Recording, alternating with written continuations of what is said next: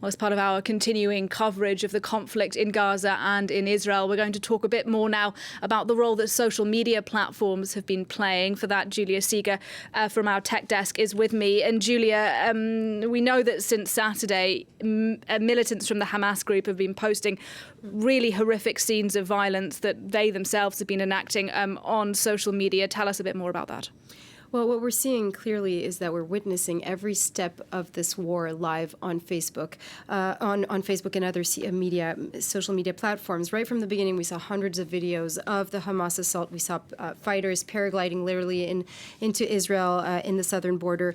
And we saw very well-edited videos with a lot of music. Then, of course, the entire world was exposed to scenes of rare violence, as you said, such as the death of a grandma on Facebook. I mean, traumatizing scene of hostages being taken to Gaza. But I think, Nadia, what we're actually seeing here is more and more intentional staging. So the goal is really to try to trigger a sense of helplessness and also paralysis among the Israeli, but I think also among the international community. Hamas has been using social media for quite a while now.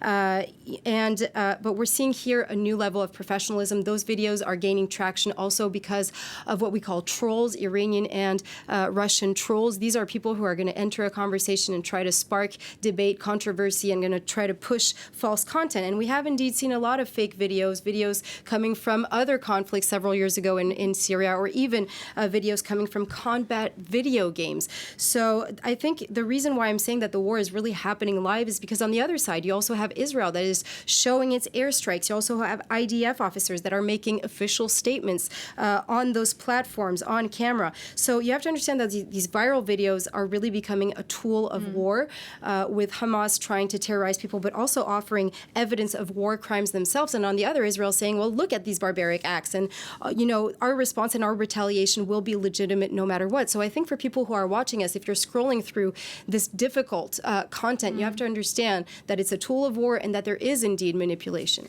And social media companies, once again, Julia, are being criticised here, aren't they? Because people are saying, look, you're not bringing down misinformation quickly enough, and you're not bringing down hate speech as well. Exactly, violent content. It happens every time there's a traumatic event throughout the world. But this time, X, formerly Twitter, is under fire because Elon Musk decided to get rid of almost all of the moderation team. And he did so because he thought that there was too much, there wasn't enough freedom of expression. But here we're talking about taking down sensitive and hateful content. So this is quite different.